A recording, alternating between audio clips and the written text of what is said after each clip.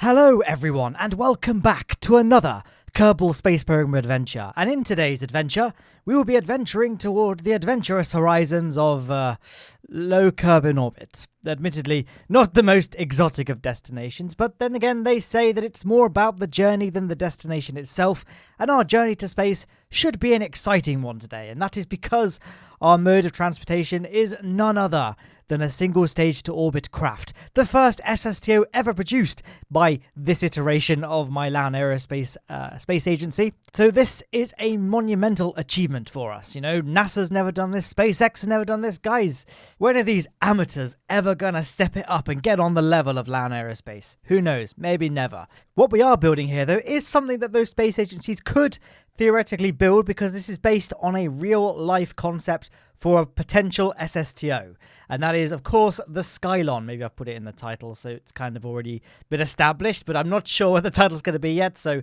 this may be the first reveal of that fact.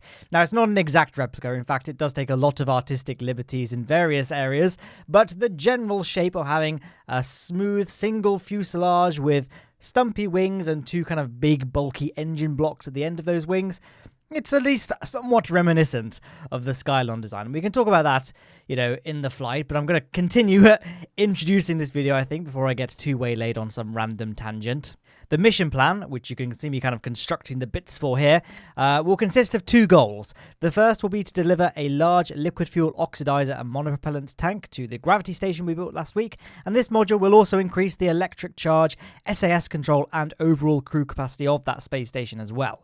The second goal of the mission will be to replace the current crew members of the station with 8 new ones, effectively populating the space station to half its maximum capacity, assuming that we dictate our capacity based on how many escape pods we have, which, you know, you might feel differently. I'm going to leave that up to you, though. The reason I want to replace the current 4 crew members of the space station is because I need them back on Kerbin. For those that missed last week's video, the launch itself consisted of a gigantic rocket that was extremely difficult to fly and was very, very susceptible to Kraken attacks. As such, I wanted to ensure that it would definitely get into space, so I made sure it was piloted by the greatest, the bestest Kerbals we had at our disposal: Jebediah, Valentina, Bill, and Bob, to guarantee a safe flight.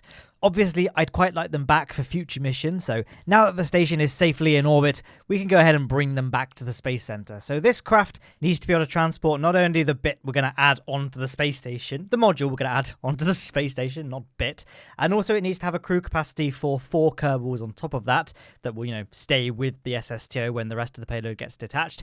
Not only to carry the rest of the crew that we need to board onto the space station, but also to carry the current crew from the space station back to the runway and, you know, to the rehabilitation astronaut building. I don't really know what Kerbals do outside of the launches I subject them to. Maybe it's something I should explore in a future video, who knows. Anyway, we are now sort of approaching completion of the construction of this SSTO. That seemed like a really long sentence, but regardless, let's go ahead and crossfade over to the runway where we can launch this thing into space. But what a beautiful day. The sky is blue, the sun is out, the flowers are blooming, children are playing in the distance. It's a wonderful day for a launch. So we can quickly open the map screen, click on our space station and select it as our target, and get ready to launch. So we're going to hit Action Group 1 to fire up those 12 Rapier engines, and we can begin our initial cruise up to takeoff speed. Now, when it comes to recreating craft, like this aircraft kind of is in Kerbal Space Program, the Skylon's a pretty popular thing to build. I'd say probably Space Shuttle and Saturn V are probably the most popular things to build, but Skylon is definitely up there in things people like to make recreations of. Again, this is not a recreation of a Skylon. It's nowhere near, it doesn't bear anywhere near enough resemblance to the actual craft design to call this thing a replica, but it's definitely inspired by it.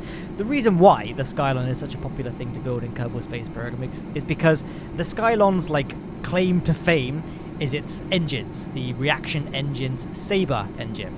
And the Rapier in Kerbal Space Program, which is the go-to engine for SSTOs, is based on the Sabre, and that's why it's called the Rapier. The Sabre is a kind of sword, Rapier is a kind of sword. Further to this, Sabre is actually an acronym that stands for Synergetic Air-Breathing Rocket Engine, and Kerbal Space Program's Rapier also has, it also stands for something. It stands for Reactive Alternate Propellant Intelligent Engine for Rockets. So, there's another little way that the rapier pays tribute to the saber. I'm going to quickly summarize what I'm doing on screen for you guys, actually, just in case you're not familiar with how I typically fly big SSTOs like this. I keep a nice and flat trajectory near sea level until we reach about 440 meters per second, at which point the rapiers provide a lot more thrust. Then you can start to gradually nose up.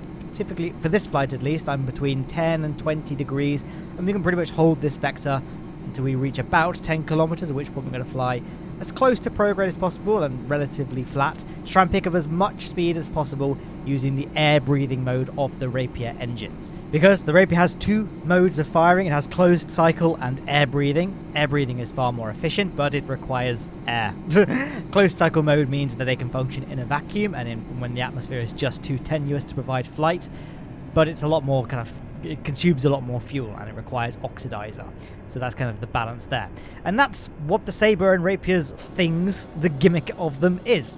The Sabre, as I said, stands for Synergetic Air-Breathing Rocket Engine, so it functions as both an air-breathing engine and a rocket engine, so it means that the aircraft doesn't need to have loads and loads of different engines, one for space, one for the air. It can just have one engine that does everything. I say that, but actually, in the context of the Skylon, admittedly, it does have a small engine at the back for kind of in-space maneuvers, but for the actual flight that requires all the heavy leg work, it's useful to only need 2 engines rather than 4, as in 2 for the atmospheric flight, 2 for upper atmospheric flight, or whatever the alternative would be.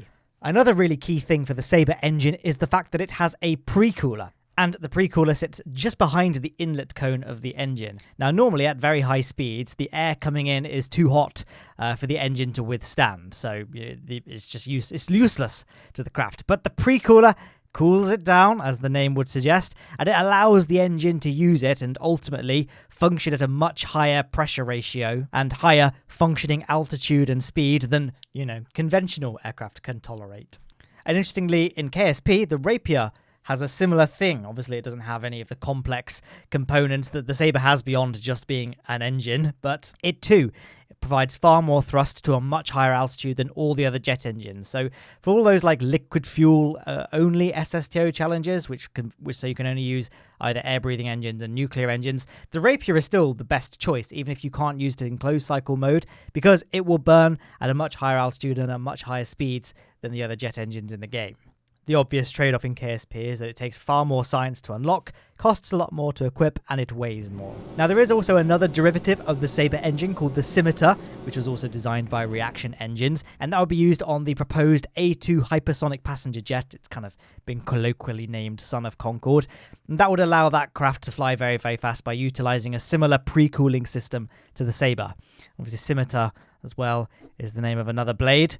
This is kind of the way this company names engines, I guess. Not that they named the Rapier, but, I guess that's now how we define this particular category of engine. But, oh my goodness, we are in orbit. I didn't even finish talking about the rest of the flight plan. Basically, when the Rapiers enter closed cycle mode, I just kind of pitched up a little bit more steeply just to ensure that we were definitely going to get out of the atmosphere and not waste too much time fighting the air resistance. And, I think the best way is just to watch the flight of not just this video, but lots of other SSTO videos, kind of get to grips with how they're flown, and then, experimenting by yourself is, that's probably that's the best way to get used to flying SSTOs, to be honest. Also, I've talked about SSTO flights a lot on this channel. I'm assuming most of you are pretty bored with hearing my explanations on how they're flown over and over again.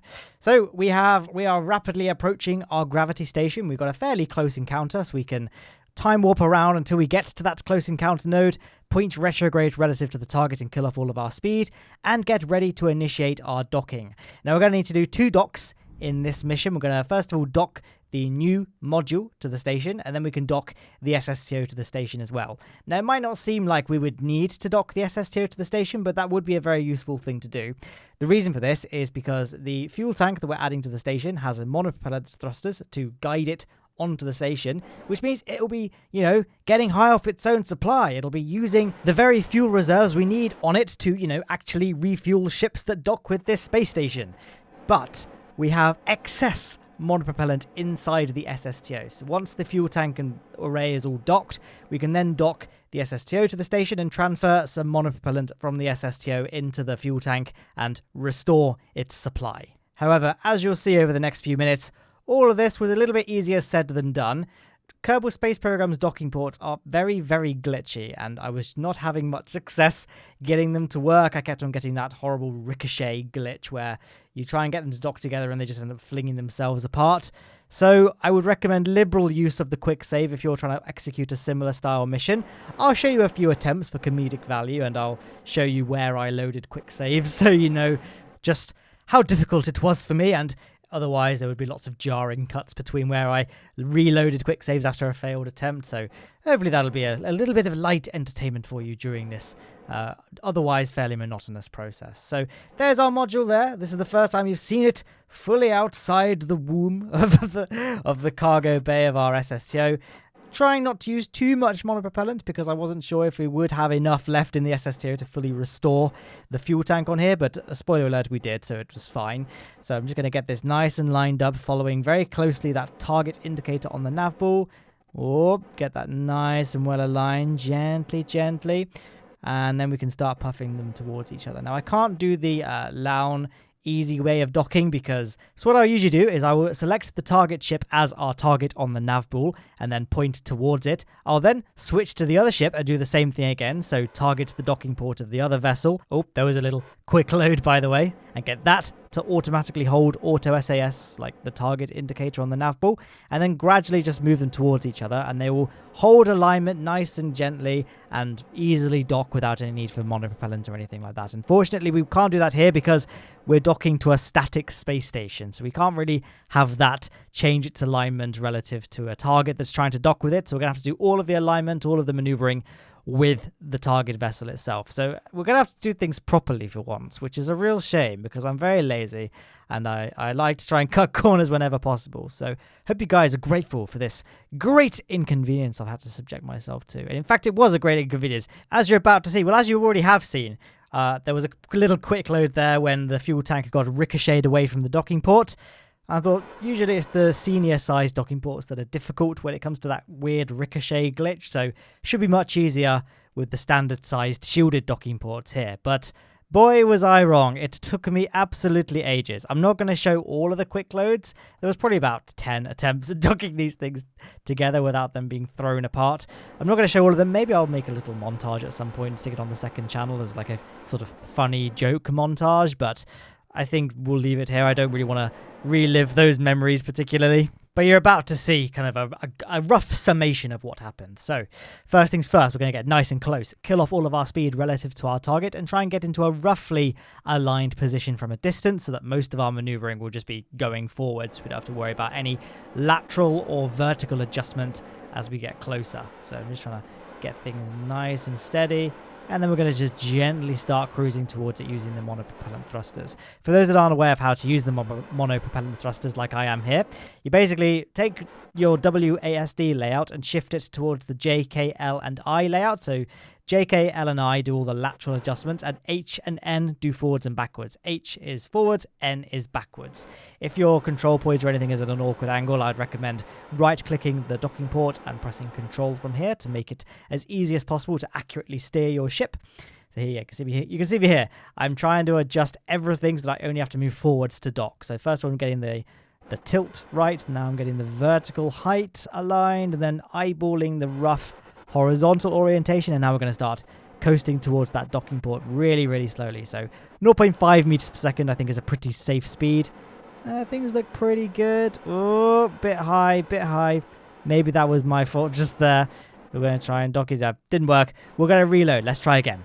You know, we're all human. We make mistakes from time to time. We're going to slow things down a little bit, take our time a bit more. So again, everything looks pretty good. I'd say this is a pretty good attempt here. Now we're just going to coast up, get nice and close, and then push forward to dock. And we just got thrown off to the side just there. So let's try again. We're going to, once again, get things nice aligned. You can see on the nav ball, I'm trying to keep prograde close to the target indicator to ensure that we are definitely on the right trajectory. Just going to come down a little bit, then kill off that vertical speed. Try and get the horizontal speed as slow as possible. 0.3, and there we are. Oh, nearly, just a bit more forwards. Just a bit more. Ah, and we got yeeted again. So, yeah, I guess the rotation is not perfect, but still, it's ridiculous how they just throw themselves apart after, like, without much room for error. So we're going to try an even slower speed, so cruising 0.6 meters per second, but we'll kill off a lot of that when we get nice and close. I'm just going to take things as slow as possible. And what was wrong with that? What was wrong with that? That looked fine to me. Okay, let's try one more time. We got this, guys. We're going to coast together really slowly. Going to start killing off pretty much all of our speed. And look at that target indicator and prograde marker. They're dead centered. So we should be okay. And they just sort of brush tips like this. And come on. It's gonna... I'm not even looking at the timeline. Is this even the one I got it? Please say it is. Because I've already got... Yes! Well, there we go.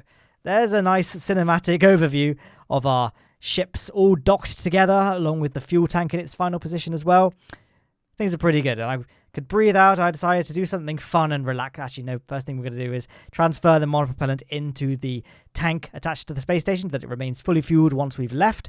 But now, I was so stressed out and so annoyed by all the glitching with the docking ports, I just wanted to have some fun. So I decided to take Umming Kerman on an action spacewalk. We're going to try and do some stunts, some epic stunts for my stunt montage by trying to jetpack through the spinning rings whilst they're, spinning. First attempt wasn't great. That was probably a very dangerous thing to do. Luckily, the helmet didn't shatter when it was thrown into the side of the space station, so we can have another attempt. Going to line it up nice and slowly, then off we go. Smashed into the satellite, but not before we'd managed to clear the ring safely. So there was that. And I guess we can do some nice sort of flying around the space station so you can appreciate how it looks, especially if you haven't seen last week's video and have not seen this space station before. This is it. And yeah, this is it's one of my favorite space stations I've ever built. I won't lie to you. I was very, very proud of how this thing turned out. And there's lots of room for expansion. I'll probably add another expansion once the KSP 1.8 update comes out, because they're finally adding big SRBs, like the same, is it 2.5 meter diameter parts? I'm pretty sure they're adding 2.5 meter diameter solid rocket boosters, which means we can finally make an accurate recreation of the NASA space shuttle without needing to do the janky solution that we currently have to do, which is where we strap 4 boosters together to kind of simulate a big booster. If we want to keep it to solid rocket fuel, that is. I mean, you can do liquid fuel boosters, but it's not the same. It's not the faithful recreation that we can do once KSP 1.8 comes out. So we can probably do another expansion for this station, but using a space shuttle to deliver the payload rather than an SSTO. And then after that, I'm pretty happy with this space station, as in calling it finished.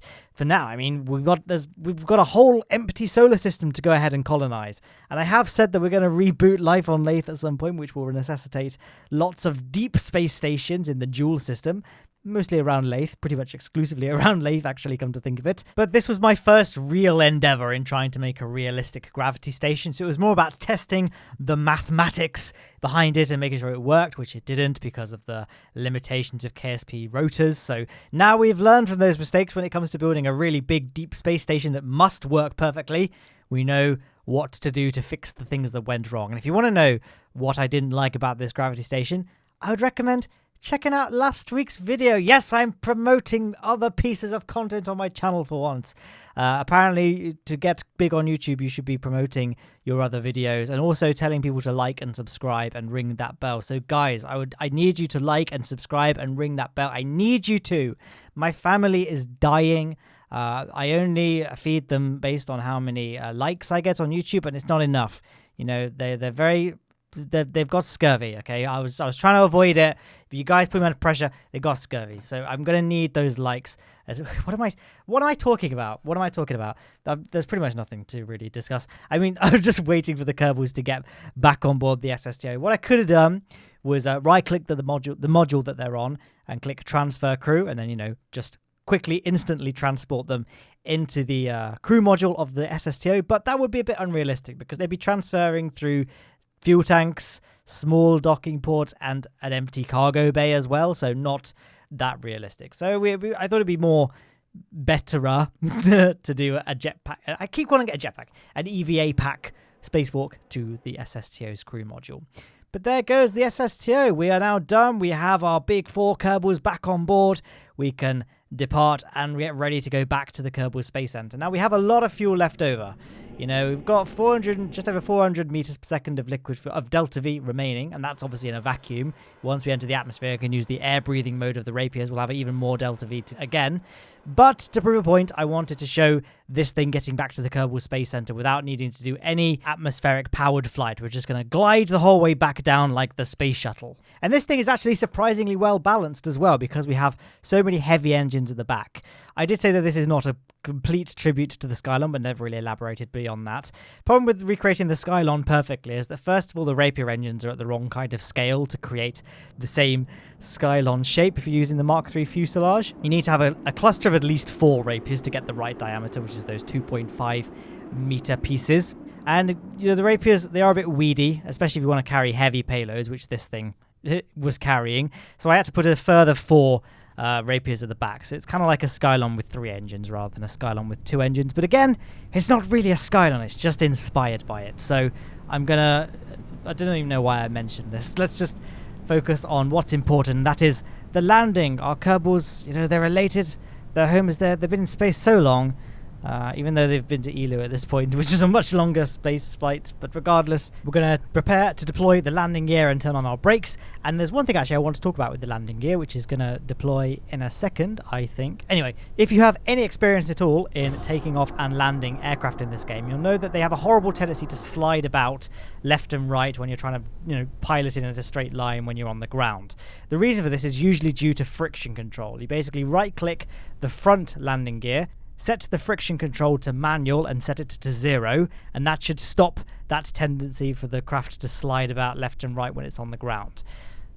As you can see, this is a textbook landing, kind of missing the center of the runway, but we did touch down on the tarmac nonetheless, so I'm going to take it as a good landing. I'm going to just coast towards the middle of the runway to create the illusion that I landed properly, and then once we're on that central line, I can deploy the brakes on this thing and complete our slowdown. We've got those drogue chutes there just to help with the slowing down, but they're mainly there for show. They don't do a great deal. I probably should have used the full-sized parachutes, to be honest. But you live and learn. They're only really there for the aesthetics and the cool points, to be honest. You don't need them at all. Landing drogue chutes on aircraft are quite useful for places like Duna and Lathe, or if you're landing on Kerbin, but not on the runway or a very flat surface. They're good then, but if you're landing on a nice tarmac runway, you don't really need the parachutes. But now that we've touched down in one piece and our space station is hopefully still in one piece up in space, I think we can call this mission a success and a wrap. So we got a nice pan around shot of the SSTO, and we can zoom out